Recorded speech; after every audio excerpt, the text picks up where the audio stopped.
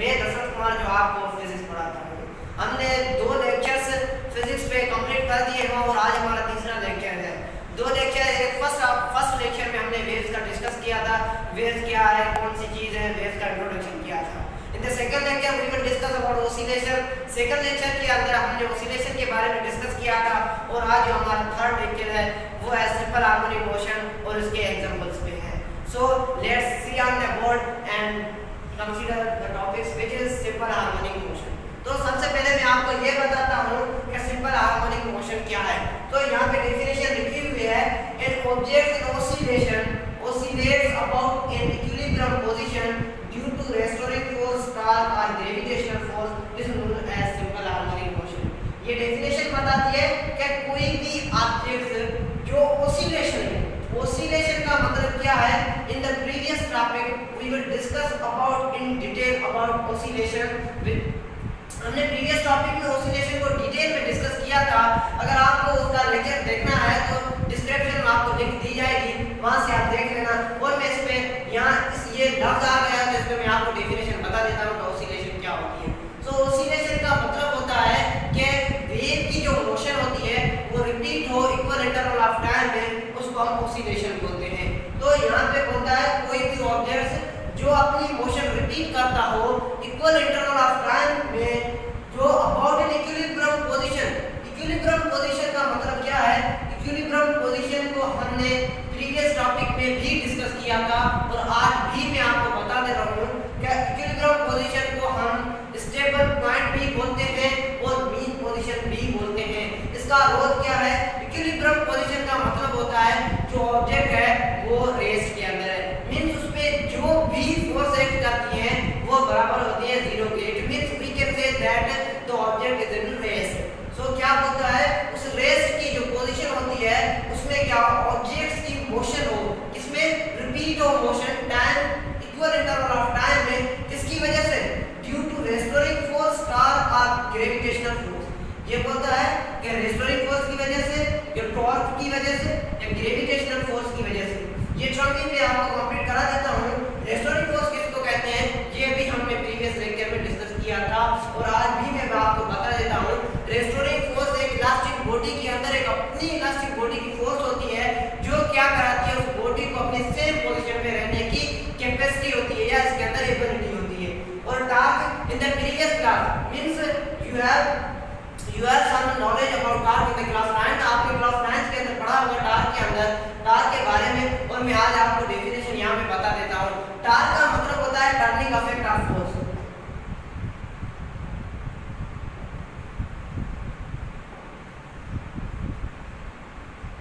Force का जो turning effect होता है उसको हम टॉर्क बोलते हैं। सिंपल आपको मैं एक एग्जांपल दे देता हूँ कि जो डोर होते हैं, डोर का जो फाइनली मिड पॉइंट होता है जहाँ पे जब क्या करते हैं हम डोर की जो ओपन यहाँ से करते हैं, जब वो डोर जो है ना हमारी तरफ आता है तो उसकी जो एंड पॉइंट होती है जहाँ पे वो रोटेट करता है ना, वो एक टॉर्क का एग्जांपल है। सो वहाँ पे क्या होता है, फोर्स जब हम उसको लगाते हैं, जब भी ये देखो कि डोर जो है वो क्लोज है, जब क्या करते हो आप उस पर फोर्स लगाते हो, जब आप फोर्स लगाते हो मींस के वो डोर जो होता है वो टर्न होता है, टर्न होता है मींस वो ओपन होता है। सो इस टाइप ऑफ फोर्स की वजह से जो टर्निंग आती है उसको हम बोलते हैं टॉर्क। और ग्रेविटेशनल फोर्स क्या होता है, ग्रेविटेशनल फोर्स का मतलब होता है कि ग्रेविटी जो फोर्स लगाती है ना उसको हम ग्रेविटेशनल फोर्स बोलते हैं।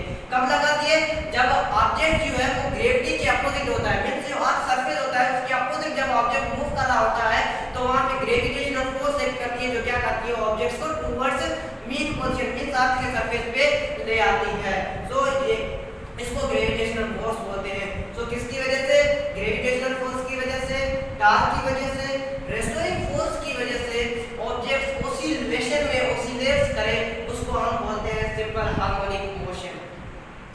और दूसरा जो है हमारा वो है example of simple harmonic motion.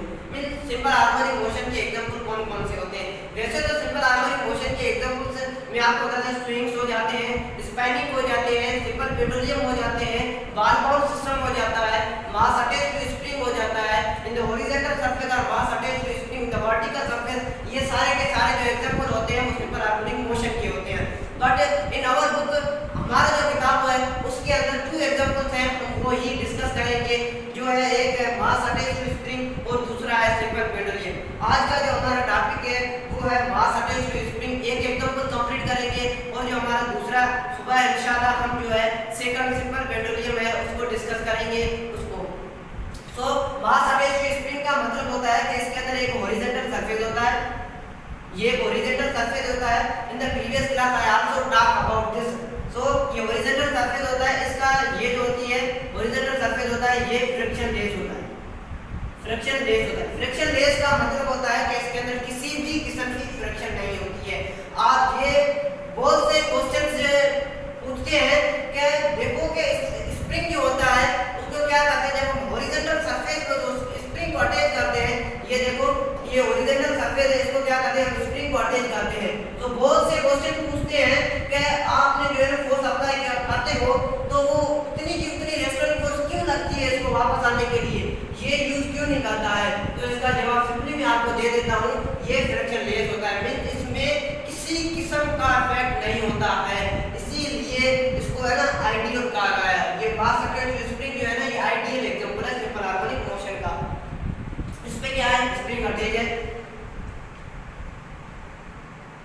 इसका कोई भी एक फिक्स मास है जिसको हम रिप्रेजेंट करते हैं m, इसका कोई भी एक फिक्स मास है। सो क्या करते हैं, इसकी ये पोजीशन है x3, a का नाम दे दो और इसका x3 पोजीशन b कर दो।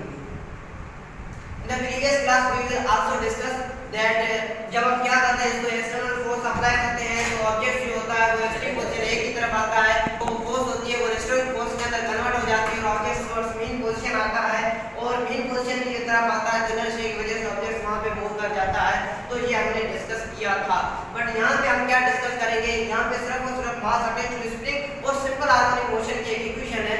सिंपल हार्मोनिक मोशन की कंडीशंस दो होती हैं, वो दो कंडीशंस कौन सी होती हैं, एक ये होती है कि जो फोर्स जो होती है, कौन सी फोर्स, रेस्टोरिंग जो फोर्स होती है वो डायरेक्टली प्रोपोर्शनल होती है किसके, एक्सेलरेशन के, but in the opposite direction के अंदर। और दूसरी कंडीशन ये है कि फोर्स जो है वो आल्सो डायरेक्टली प्रोपोर्शनल होती है डिस्प्लेसमेंट के, but in the opposite direction.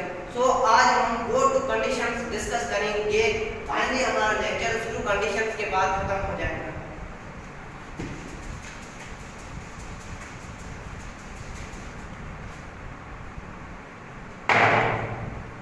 देखो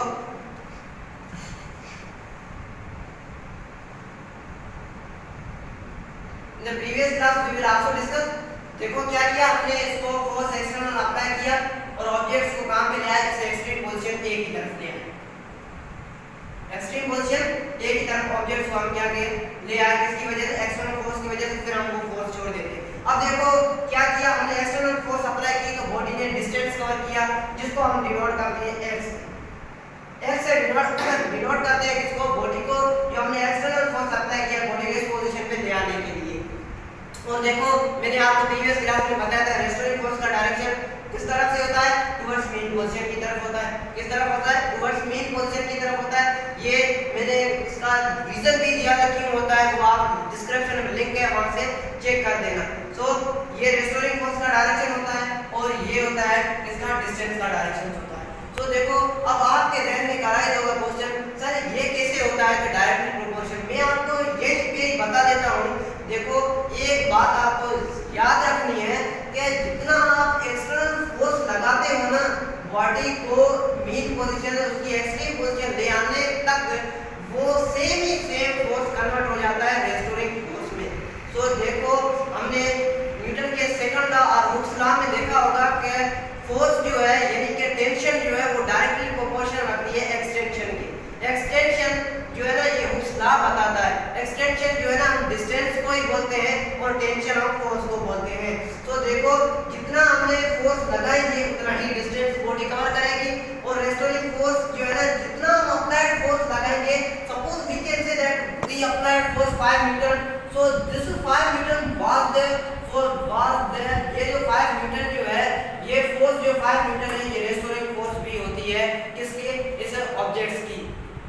सो देखो फोर्स जो है कौन सी फोर्स, रेस्टोरिंग फोर्स जो होती है वो डायरेक्टली प्रोपोर्शनल होती है किसके, डिस्टेंस के, बट यहाँ पे नेगेटिव साइन आ गई है। नेगेटिव साइन क्यों आई है, क्योंकि ये नेगेटिव साइन जो है वो शो डायरेक्शन को शो करती है।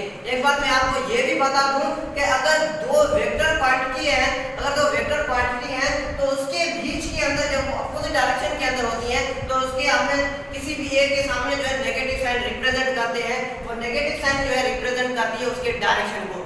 देखो कैसे डायरेक्शन, देखो डिस्टेंस जो है वो यहाँ कवर हो रहा है और रेस्टोरिंग फोर्स जो है वो यहाँ हो रही है। तो इसको बोलते हैं हम, जो रेस्टोरिंग फोर्स होती है वो डायरेक्टली प्रोपोर्शनल होती है इसके डिस्प्लेसमेंट के जो अपोजिट डायरेक्शन के अंदर होता है।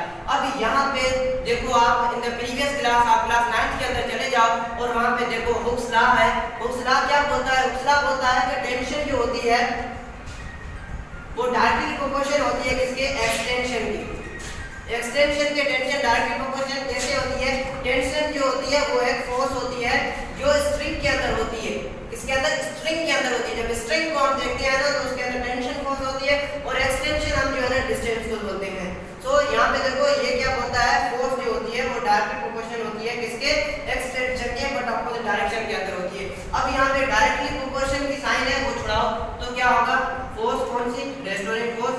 जब ये डायरेक्टली प्रोपोर्शनल की साइन आप जब छुड़ाओगे ना तो क्या होगा? एक इक्वलिटी की साइन आएगी, एक इक्वल टू की साइन आएगी और दूसरा कांस्टेंट आएगा। जो कांस्टेंट कौन सा होगा? के कांस्टेंट होगा और यहाँ पे माइनस एक्स का एक्स रही। फिर देखो फोर्स कौन सी? Restoring force is equal to minus k x. कौन सी? रेस्टोरिंग फोर्स और के जो है ना इसको स्प्रिंग कांस्टेंट कहते हैं। के is the spring constant. Spring constant के की वैल्यू, फिर आपके जहन में क्वेश्चन आ रहा होगा what is the value of के की वैल्यू क्या होगी? सो द वैल्यू ऑफ के जो होती है वो डिपेंड करती है स्प्रिंग की स्टिफनेस पे। स्प्रिंग की स्टिफनेस का मतलब होता है कि उसकी हार्डनेस पे डिपेंड करती है। अगर कोई स्प्रिंग जो है, अगर कोई स्प्रिंग सॉफ्ट है, इट मींस कि उसकी जो के की वैल्यू होती है वो स्मॉल होती है। क्यों स्मॉल होती है? क्योंकि जब स्प्रिंग सॉफ्ट होता है उसके अंदर जो फोर्स लगती है ना वो जो कम लगती है। अगर जो स्प्रिंग है वो स्प्रिंग जो है वो हार्ड है तो उसके अंदर जो के की वैल्यू होती है वो लार्ज होती है। तो यहाँ पे हमने क्लियर कर दिया है कि रेस्टोरिंग फोर्स जो होती है वो डायरेक्टली प्रोपोर्शनल होती है डिस्टेंस से, but in the opposite direction. ये है कंडीशन 1 किसकी? सिंपल हार्मोनिक मोशन की। अब हमें डिस्कस करना है कि फोर्स जो है वो एक्सेलरेशन के डायरेक्टली प्रोपोर्शनल कैसे होती है। सो देखो यहाँ पे क्या, यहाँ पे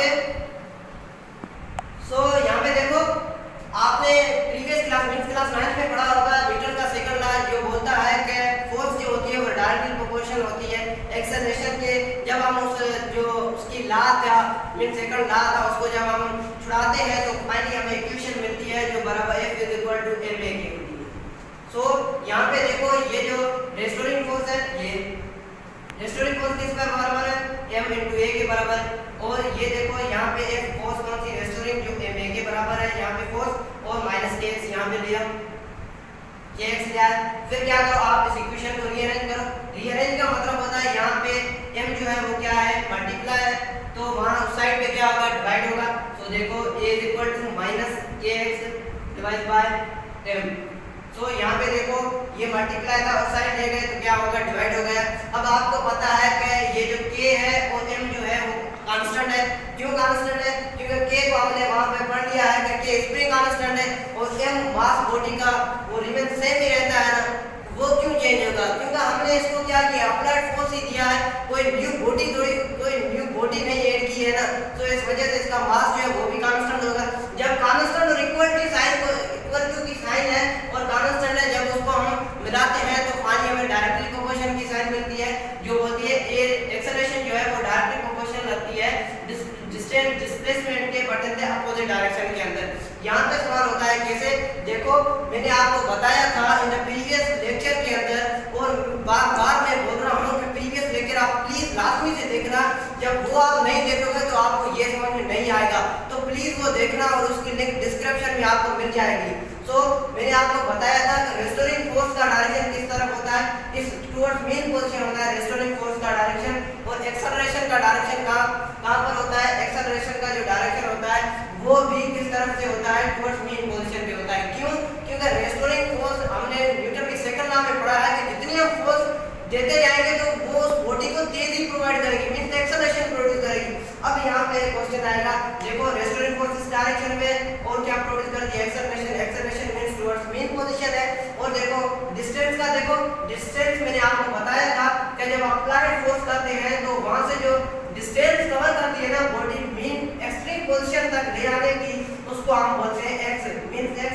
डिस्टेंस को बोलते हैं। तो ये 2 कंडीशंस होती हैं सिंपल हार्मोनिक मोशन की, जिसके अंदर पहली कंडीशन होती है कि फोर्स जो होती है वो डायरेक्टली प्रोपोर्शनल और डिस्प्लेसमेंट के बटन के अपोजिट डायरेक्शन, और अपोजिट डायरेक्शन क्यों होती है वो मैंने आपको क्लियर करा दिया है। और दूसरी कंडीशन सिंपल हार्मोनिक मोशन की बोलती है कि जो एक्सेलरेशन होती है वो भी डायरेक्टली प्रोपोर्शनल करती है डिस्प्लेसमेंट के बटन के अपोजिट डायरेक्शन। क्यों अपोजिट डायरेक्शन में करती है वो भी मैंने बता दिया है। सो आज हमने जो है सिंपल हार्मोनिक मोशन की डेफिनेशन पढ़ी और उसके एग्जांपल के अंदर हमने जो है मास अटैच्ड स्प्रिंग जो है वो पढ़ा। और अगले वीडियो के लिए मुझे इजाजत दीजिए, इंशाल्लाह सुबह हम इसका जो दूसरा एग्जांपल है सिंपल पेंडुलम वो पढ़ेंगे। Thank you.